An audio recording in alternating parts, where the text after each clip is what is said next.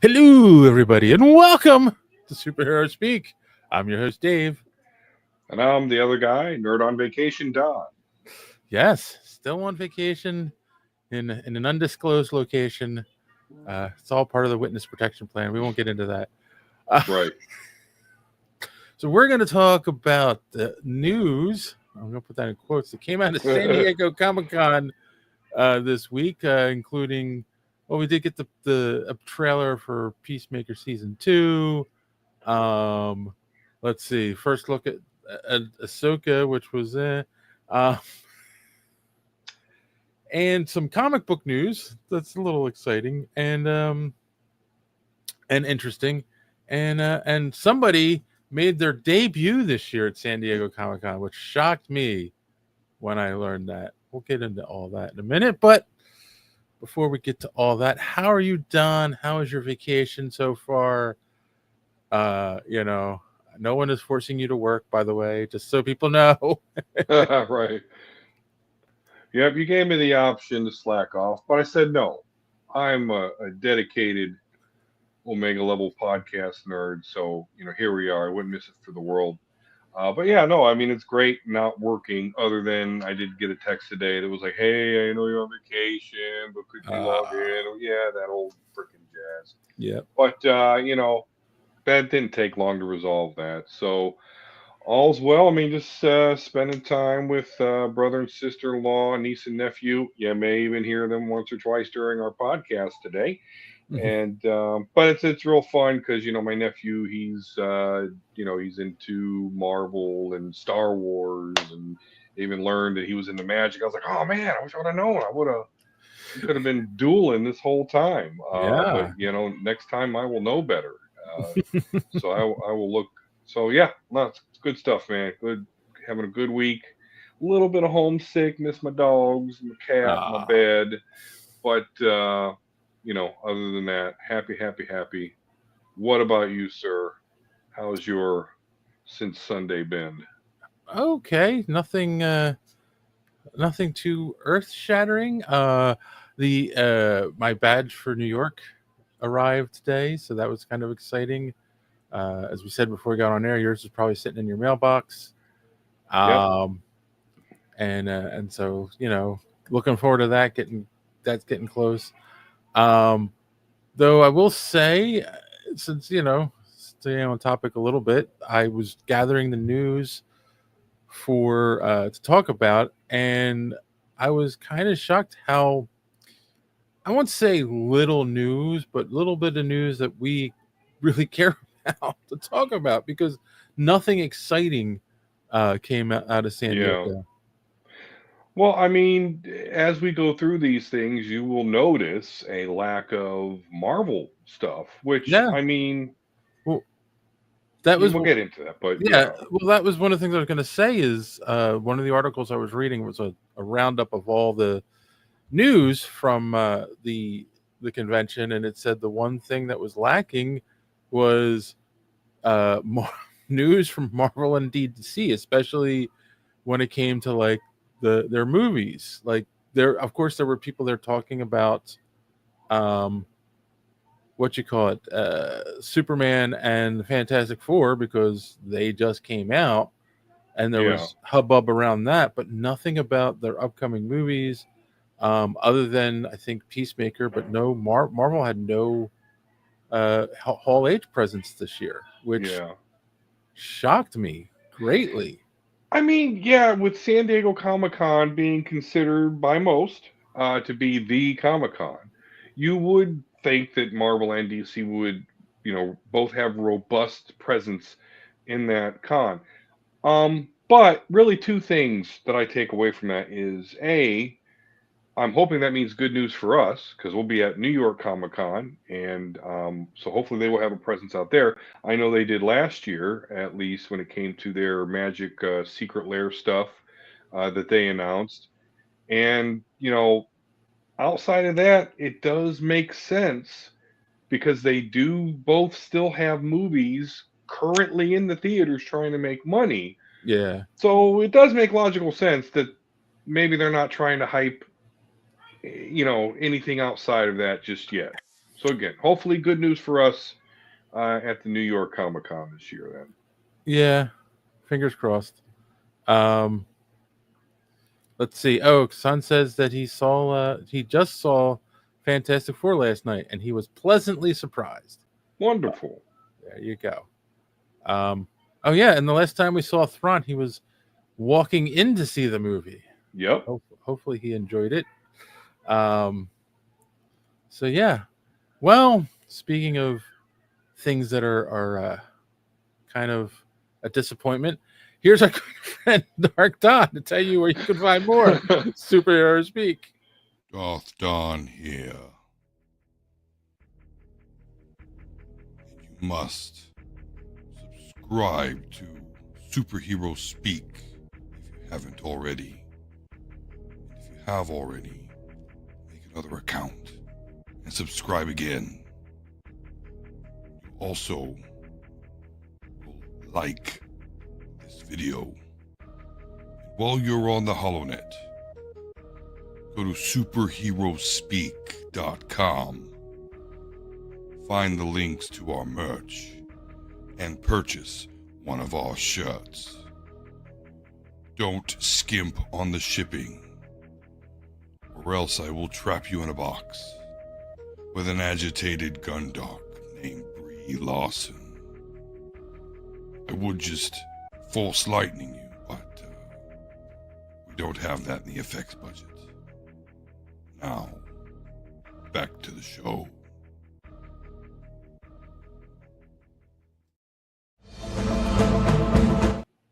What the heck is going on? I don't know.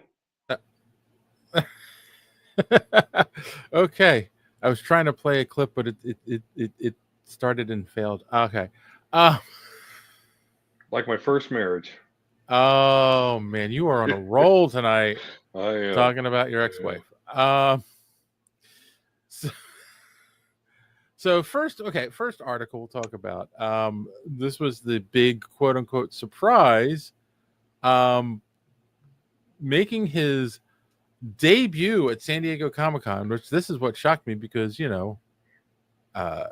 he's been around almost as long as the convention making movies. Was George Lucas, and he wasn't there to talk about some kind of upcoming Star Wars project or an upcoming film. He was there to talk about a museum that he's opening called the Temple of the People's Art. It'll be opened in downtown LA next year. And I assume it's going to have a good amount of art from the movies, the concept art and whatnot. Because stuff that he keeps on the ranch, Skywalker Ranch. But I don't know. What do you think? Were you shocked that this was the first time that he was there? I was. Because I figured at some point, he would have had to be there in the past. But, I guess it kind of sort of makes sense that he made his debut at San Diego Comic-Con this year, because really there's been a resurgence in George Lucas love, courtesy of the sequel trilogy. Because I can clearly remember before that everybody, everybody is a strong word, a lot of people didn't like George Lucas because they didn't like the prequels. But then the sequels came out and everyone was like, oh, those prequels were great. So, they'll make another Star Wars trilogy and everyone's going to like the sequels. Mark my words. Rian Johnson will somehow become, a master class in directing. I don't know about that, but go ahead. Okay, we'll see. So listen, he's he's revered. He's a big name. Makes sense to me. And really, when it comes down to it, maybe you don't think of art when it comes to Star Wars, but you really should, because Star Wars comic books have been a thing forever. Yeah, most of them high quality, by the way. I have never read a Star Wars comic book and said, "Oh, this was trash." Like it's always been really cool stuff. Always had quality artwork. Him making the first trilogy the way he did, with a bunch of plastic model pieces glued together and Vaseline on the lens so that you don't see the wheels on the hover, the speeders. Like that is art. And then even the music, the Star Wars was like the first movie soundtrack ever. Yeah. So it makes total sense. Unfortunately, it's in LA, which means I'll never see it. Um, but hey, it's out there, and I'd rather see him get his love while he's alive. So hey, why not? I don't know. Maybe it'll be a superhero speak road trip. Um, Out to LA, that's a long road trip. it is. But yeah, I concur. Like, let him get his acolytes while he's around. Yeah, because Yeah. he's not making His movies anymore. acolytes? Was that a Freudian slip? No, I was looking at Kassan's comment earlier about you being an undisclosed location. Are you the run anti-acolyte crowd after you? I see. Exactly. But which I do find strange that like he kind of like stopped making movies. Mhm. So like, Well, I mean, after you sell your billion-dollar franchise and then you hand all that to not profit, but to charity, I mean, obviously, you're kind of retired. yeah, this is true. It must be nice. Plus, who wants to make something just to have the internet assholes trash you for it? I mean, it's a 50-50 chance that's going to happen either way. Not for me, of course, but they're going to trash you no matter what. Right. It's just how that works. Yeah. So yeah. The other let's see. Next article. Oh, well, speaking of Star Wars and George Lucas, that's right. I did try to do that. Mhm. We got our first look, quote unquote, at Ahsoka season 2 and Darth Maul. What's that show called? Mole Shadow Lord. So Mole Shadow Lord is an animated show. Yep. That's coming out. It was just a picture of Darth Maul holding his dual lightsaber. It was kind of cool. And the first look at Ahsoka season 2 was Ezra Bridger in like a different outfit than he was in season 1, which is a little closer to the suit that he wore. A little closer to the suit that he wore in Rebels. So, but like it's funny, like that's one of those things that was glammed on as big news because it was like there wasn't much that came out of it. What did you? Let's start with the Darth Maul. What did you think? Are you excited for that series? Oh yeah, I'm excited for anything Darth Maul. I've been infatuated with Darth Maul ever since I saw him in the Phantom Menace the 5 times that I went in the theater to see it. And then the 100 times I've seen it on. Actually, believe it or not, I actually owned that movie on VHS at one point.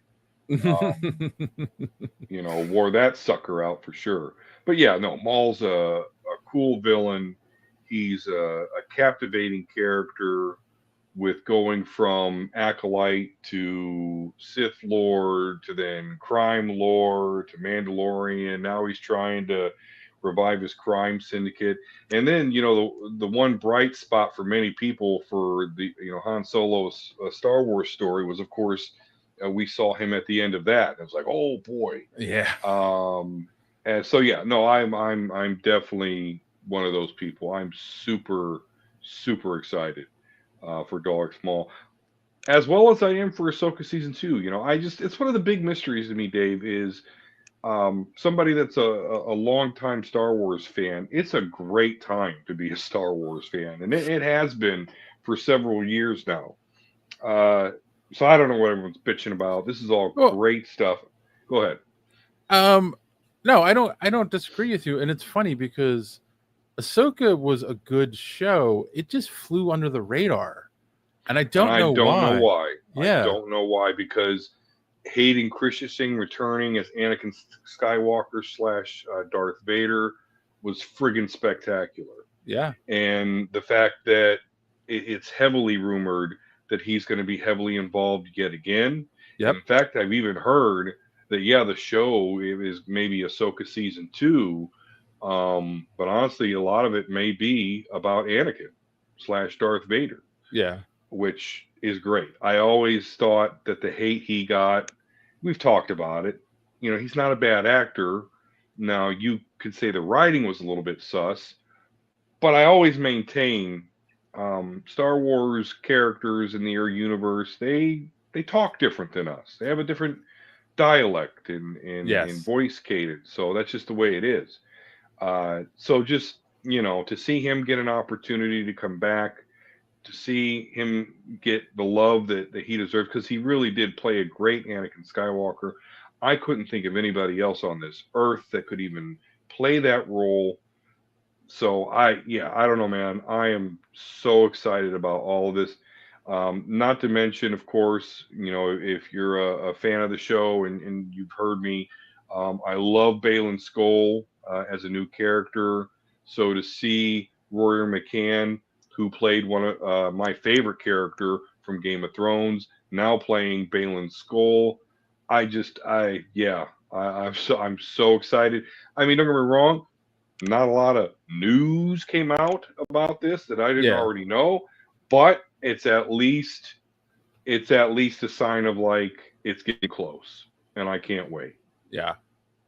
I'm sorry. I'm distracted because Son and Thrawn are talking about Fantastic Four in the comments, and Son asked in reference to Sue Storm or Sue Richards, is her powers in the movie comic accurate? Rainbow lights that can be telekinetic.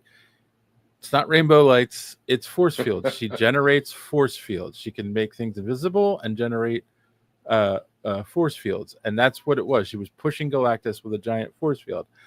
And people saying, oh, she was OP. No, she has done some incredible feats in the comics. And her son was being kidnapped. Her baby was being kidnapped. So it's you look at it like a woman who can lift a car off their child because of the adrenaline rush. We talked about this in the review on Sunday, but like, yeah, so she was putting her all into that force field to get rid of Galactus because he was trying to steal her baby. So that's, you know, I felt it was a very believable scene. She wasn't overpowered, and she did pay the ultimate price. So for doing that, you know.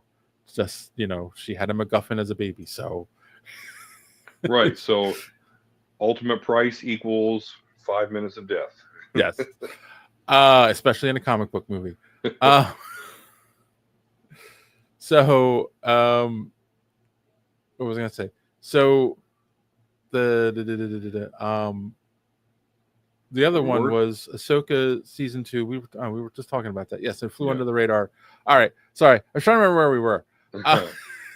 So yeah, I'm excited for it. I do hope there's a lot more Hayden Christensen, Darth Vader. Maybe we'll get another cool fight with him and her, Ahsoka and Vader. That would be kind of cool. You know, maybe get that mask broken again. Well, that was an Obi-Wan, but maybe. I mean, Dave. I mean, I hope so too, because there is, other than Ray Park in Episode 1, there is no other actor that wields a lightsaber as good as Hayden Christensen. I mean, he is really spectacular with his lightsaber. He is. I've been seeing videos surface online, like behind the scenes videos where they were lightsaber training for the movie, and yeah, you know, he got really, really good. Like he does that back twirl thing. Yeah, the back twirl. He does this move where like he drops the saber from one hand to another. You know, it's just like, yeah, like he's doing it. It's not, they weren't camera tricks. Like when you see the behind the scenes stuff and they're just using sticks to train, and he's doing this stuff, it's like, yeah, that's good. You know, I don't know why people don't like him. And again, I also say this too. You see him in Ahsoka, you see him come back and in the Obi-Wan series, and you're like, wow, he's actually pretty good. And there was a lot of argument for it was direction of why he came off kind of robotic in some of the prequel stuff. So, all right, let's move on to DC. So the only kind of movie related stuff is we got the new trailer, the full trailer for season 2 of Peacemaker. And I assume you've seen it. Actually, it was funny because it was played before the Fantastic Four movie. Yeah. But they did premiere it at Comic-Con. And obviously it's, it's your favorite. It's a multiverse story. Like they confirm it. Like there's this doorway thing that he goes to another universe. So yeah, the guy that was in Superman and is going to be in season 2, the actor, I can't think of his name. Yeah, he is playing Rick Flag Sr. It was the guy who played Crossbones, yes. So he's going to be Rick Flag. He is Rick Flag Sr. That was confirmed. Because I was confused if that was Rick Flag from a different version of Rick Flag, or if that was supposed to be Rick Flag Sr. And yeah, it's confirmed that was Rick Flag Sr. And he's now hunting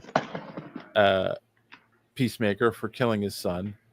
So the trailer makes it look like he's deciding he wants to try to escape into this other universe where Peacemaker's actually, I guess, a good hero. People like him. And so it's an interesting plot for a movie. Plot for a TV show. What do you think? Any excitement for this?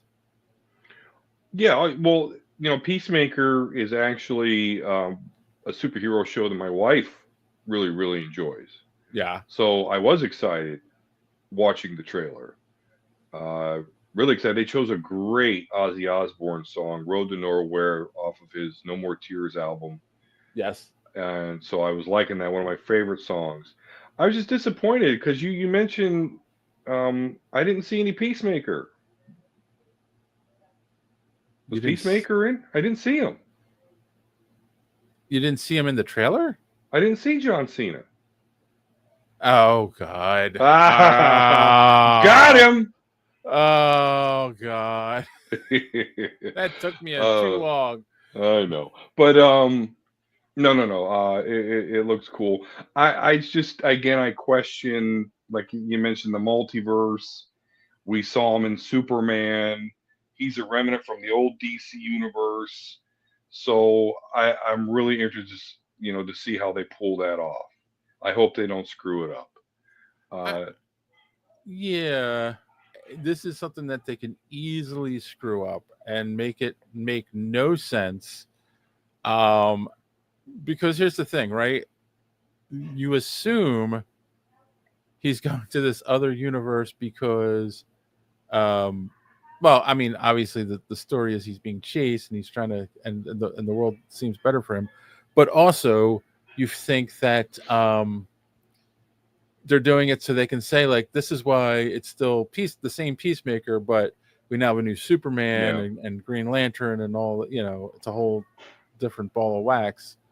And it also, I did think about this too, watching it. Like, oh, if they wanted to, they could now bring in Patterson's Batman into by going through one of those portals. But we won't get into that just yet. So, yeah, I think it's going to be tough to pull this off and have it make sense and not have people go, huh? But at the same time, if it's just contained to this show, to this season, and it ends up with him in the Superman universe, then I think we're probably fine. Yeah. Well, you know what? Even if they screw it up, per se, the redeeming quality of it will be it's going to be funny as hell. Yeah. At the very least, it's going to be funny. So but again, I just hope if we get a little chef's kiss and they actually do something that makes sense with the multiverse.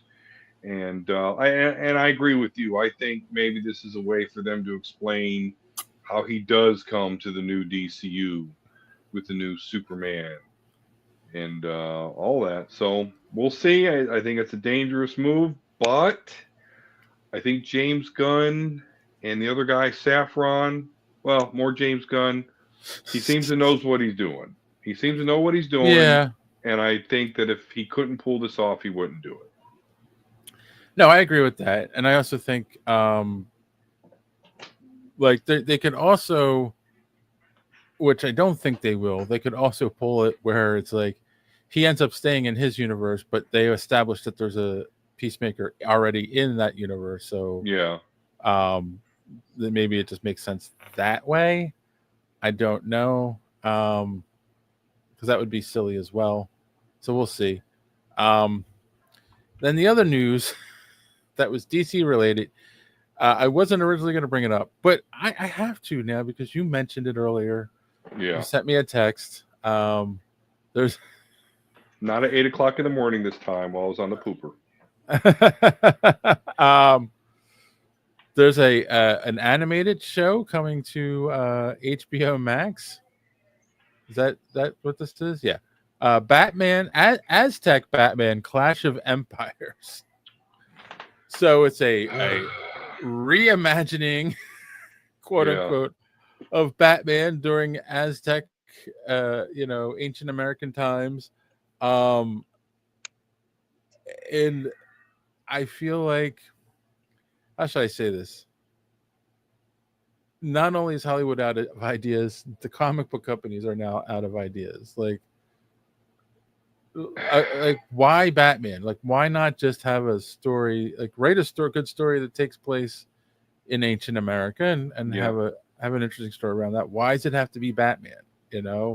Is there going to be an Alfred? Is there right? Is he going to have a Joker type villain to fight? Like, because then it's just you're just slapping Batman on it. It probably won't make a lot of sense. Yeah. Other than we're using his name because we're afraid no one's going to watch it if we just make an original cartoon. Yeah, man. I mean, I'm thinking like, boy, how have the mighty fallen? Particularly with DC animation. They used to be the king. Yeah. I'm sorry, I can't see the comments, so if you need to read it, go right ahead. No. Just Thrawn said, Aztec Batman, let the child sacrifice continue. Right, exactly. But yeah, why? I don't get this at all. I'm so done. I mean, I was never not done with the whole reality swap Batman. It seems like ever since they did the Killing Joke, where him and Batgirl had sex, it's like ever since then, everything they're doing with Batman in their animated department is just. Ugh. Well, I mean, this is an offshoot. I don't know if you remember, because I know you're not a DC Comics reader. There was a storyline where Batman gets shot, but it wasn't a regular gun that shoots him. It sends him back in time, and he has to like go through time to get back to modern day. And so they had him in they had like a caveman version. They had him in like different time periods, going through whatever the story was to get him back to the modern world.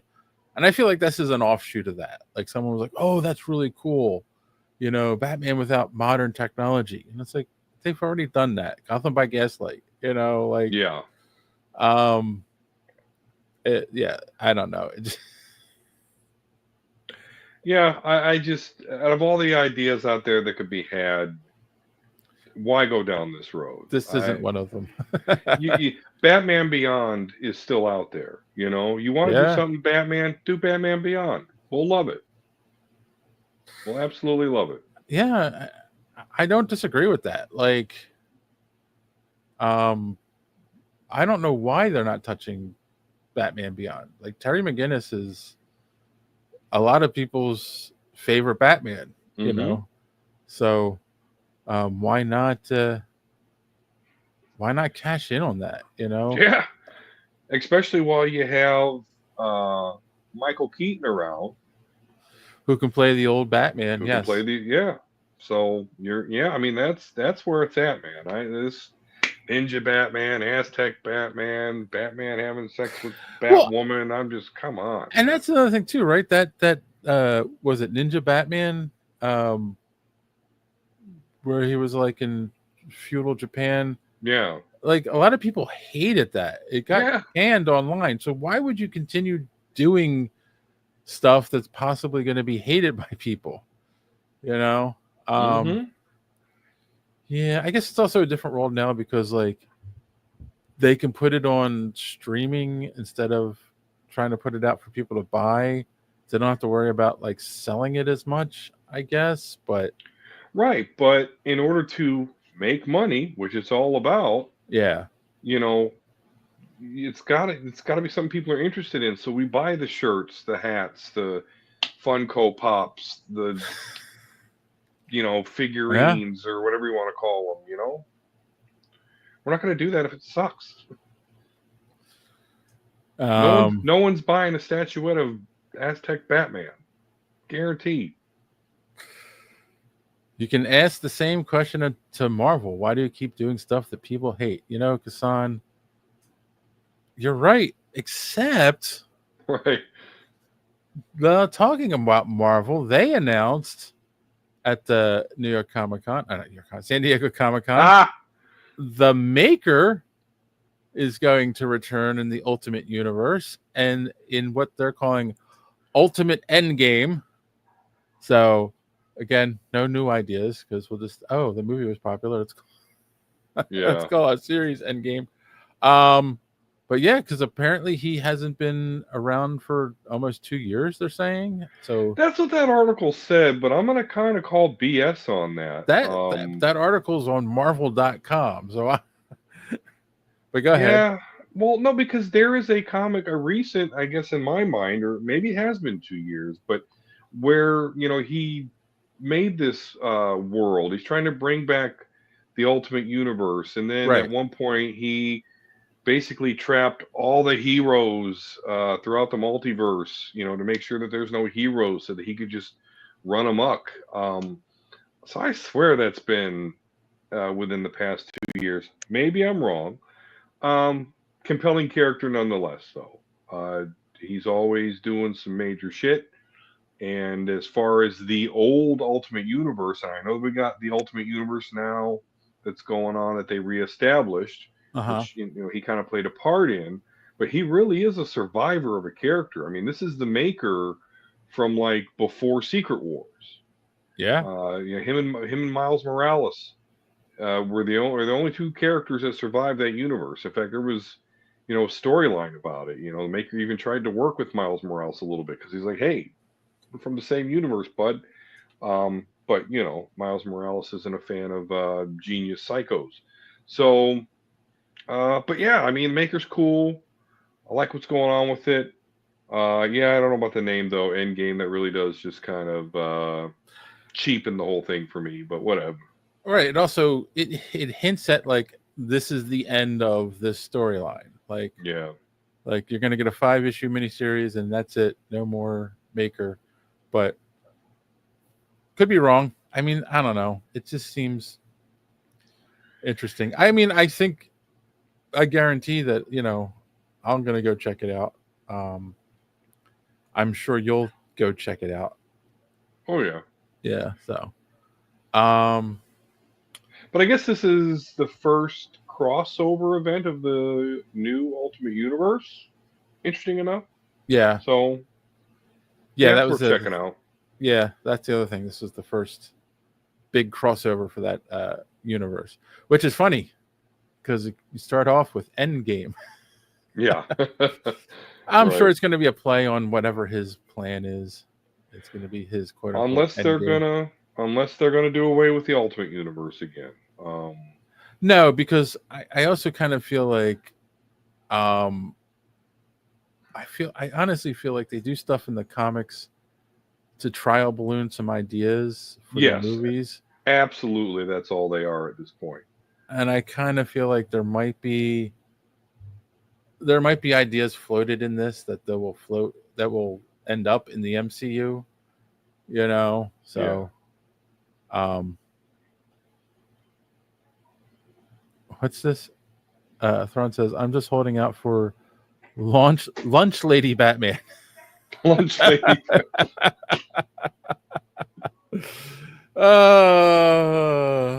From Lunch Lady Land, Sloppy Joe, Slop. That's what, I don't know why. Have you been drinking? Not at all. Oh, I'm shocked. Not at all. And let's see, what was the other thing that you sent me that you wanted to geek out over?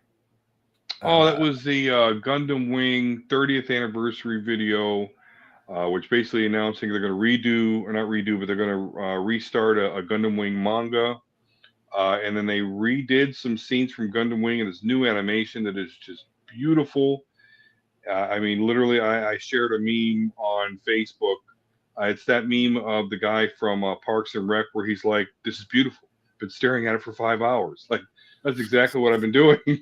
Like, all the way Death Scythe looks, and it's great. And I hope that they take this really nerdgasm that all of us, Met guys are having over this, and saying, "Hey, we need to do some more Gundam Wing." Okay. So John's not here. Yeah. And he was our resident anime nerd. My question is, Gundam Wing, is that the original off of? Because isn't Macross part of this? No, that's Robotech Macross. No, that's a whole different thing. Okay. No, Gundam Wing is not the original Gundam. The original Gundam is Mobile Suit Gundam.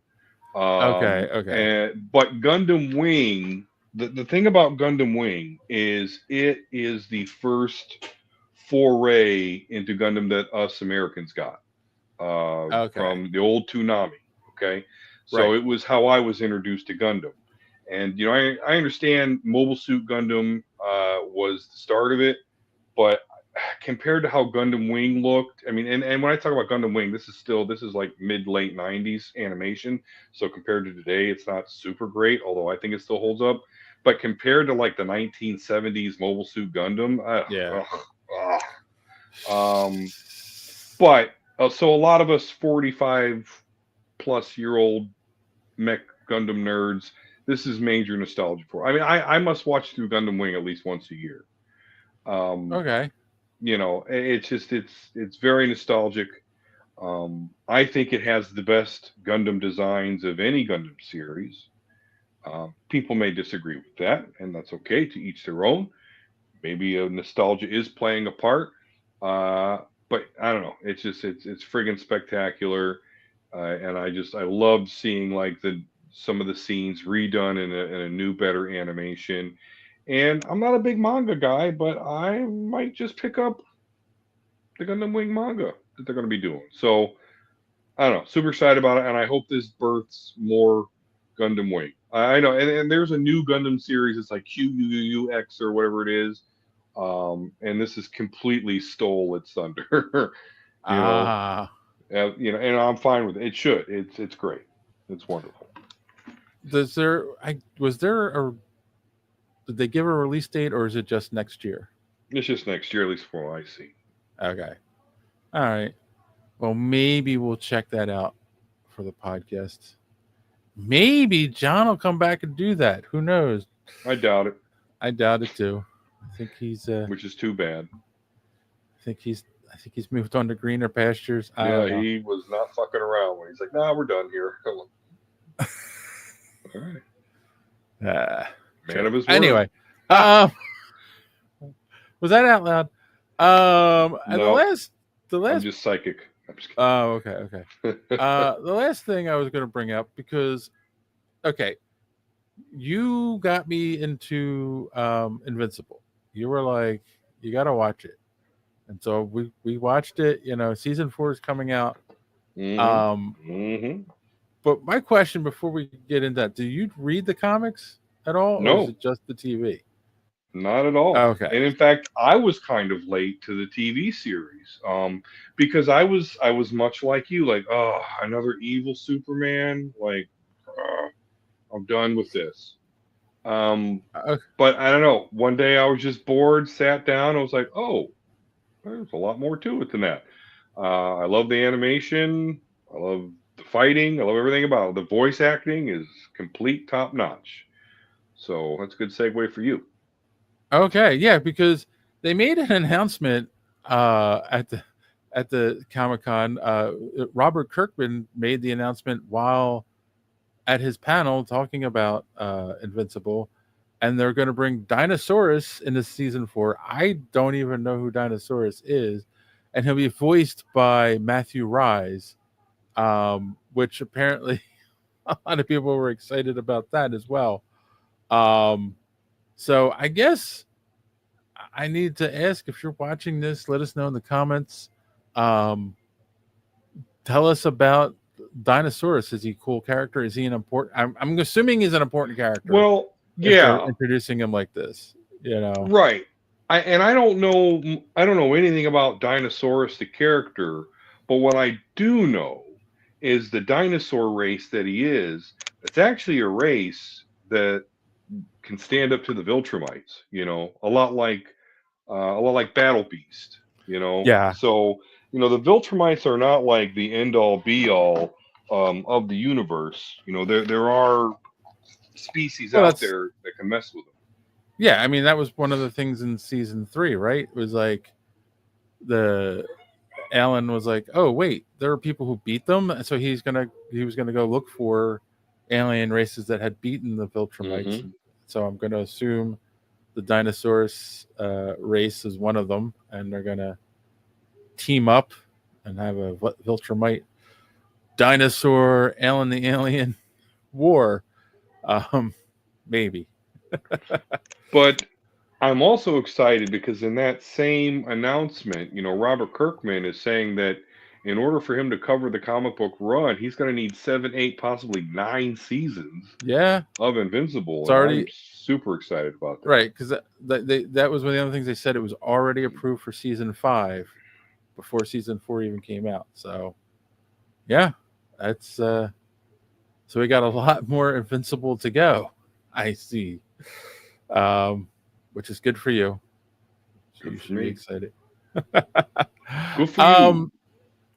So that's here's the thing, like there were other articles. That was everything. Kind of felt like worth talking about because it's stuff that we talk about a lot on the show, and it was exciting. And it got me wondering, because we've talked about this. I feel like we've been talking about this at least since the pandemic. And the question is, are comic book conventions dead, or are they just reverting back to being about comic books? Because we know they're working on, they're filming Doomsday, and they've got 5 other projects under their belts for Marvel. We know that they're filming Supergirl and Lanterns, and so they have these other projects that DC has coming out. So why not get Hall H and show a trailer for Lanterns?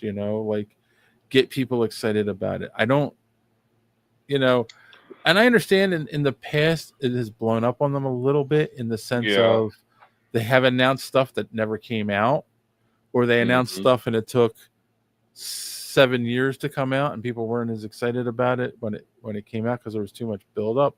Yeah. Batman v Superman being one of the best examples. I still remember that when they first revealed that logo. And then look, we all on it now. And it took a long time for it to come out. Yeah.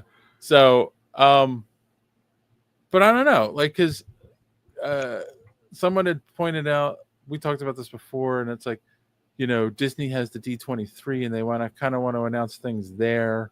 Well, and then DC has Fandom, right? Do they still do that? They did it for a couple years. I haven't seen it since. I feel like I haven't seen it either. And there's an argument of, oh, you just released stuff on YouTube and blah blah, and it's like, but it's not the same, right? Like me seeing a trailer on YouTube and looking at it like, oh, okay, yeah, that looks cool. And me being in a group of fellow nerds who love this stuff and Right. experiencing a moment like that, that Well, builds a lot for a sure. property. Because you watch it on YouTube, you're by yourself. If you're me, you're by yourself in your basement. And okay, that's cool. But if you're in Hall H or whatever I can't remember the name of the bigger hall there at New York Comic Con, but like it's a totally different experience when you're showing it and like, everyone's woo woo, and then you put that out on the internet, and you can hear that hype from the crowd Yep. and it translates over to you. Like, yeah, I'm really. I mean, I guess they really just must be frosted over some leaks. But I think they should just say, hey, we know it's going to leak. So, Yeah. whatever. Well, Whatever. I never got that either. Like when they would show something in Hall H, but then be like, don't show this to anyone. Like, don't film it, don't show it. And it's like, well, that doesn't make sense either, right? Like, because Yeah. you can't, like, even if they don't film it, they're gonna go tell people what they saw. So like that's just how human nature is. So that is one thing. I think they always should have been like, no, film this and put it on to build the hype of what we're working on. And you can't argue you can't argue for Marvel right now that, oh, they're so successful they don't need the hype. Well, people are getting more and more disappointed with them, so they need the hype still. Mm-hmm. I mean, Need that like hype train. there Sure. was a few years ago, quite a few years ago, where they had a Hall H panel and Tom Hiddleston showed up in full Loki gear, and he just walked out on stage, and Yeah. the audience exploded, and then he just did this, and they all Yeah. got quiet, Yeah. and he just makes his line, I have been burdened with great purpose or whatever, and then they explode again, and it's like, yeah, like moments like that they need to bring back. And I honestly do think if they could bring moments like that back, people will get excited for the MCU again. For sure. Like, how cool would it be, Dave? Me and you were at Comic-Con this October, New York Comic-Con, and this time we go to the Marvel announcement, if they have one. And what if Captain Hydra, Chris Evans, walks out, full suit, right? Just walks across stage, doesn't say nothing. Yep. How hype are we going to be? Very hyped. So. Oh yeah. Yeah, they need to bring that art form back. Absolutely. Yeah, Marvel, if you're watching this, you better have some plans for New York. That's right. Well, we can only hope. So, well, on that note, let's just ask that question that we do in every episode. What did we learn on the show tonight? What did you learn, Don? Or do you have any recommendations? Which I know you haven't been watching anything because you're on vacation. That is correct. But I actually do have a recommendation. But before that, what I learned on the show tonight is, even when we're talking about Star Wars and Ahsoka and Darth Maul, our chatters saw fit to talk about Fantastic Four. So way to stay on topic there, fellas. Recommendation tomorrow, the season 2 of Twisted Metal comes out. So Dave, I don't know if you saw the first season of Twisted Metal. If you haven't, you should. It's great. Okay. So I recommend that if you haven't saw Twisted Metal season 1, watch that and join me in watching. I probably won't get to watch it until I get back home because it's not a kid-friendly program. But definitely check that out. It's a great show, and I think season two is looking more and more like the video game than season 1 did. But season 1 it's a great setup. It's still awesome. So check it out. Did they show a trailer for that before Fantastic Four? I think so. Yeah. Okay. I think so. Yeah. Yeah, because that looked like the video game. I didn't. I even forgot that there was a season 1. It's great. Anthony Mackie does a great job. Yeah. And it also has Samoa Joe playing Sweet Tooth. which was cool. Yeah. So. And they bonded over the thong song in season 1. So just to give you a little taste of what to expect. All right. I'll check that out. I learned that yes, no matter how good a Marvel movie is, that Kassan will find something to complain about, and so will Thrawn. Right. Yes, the Invisible Woman, they're claiming that wasn't a force field. It was a force field. Come on, read the comics. And recommendations. I got nothing myself. I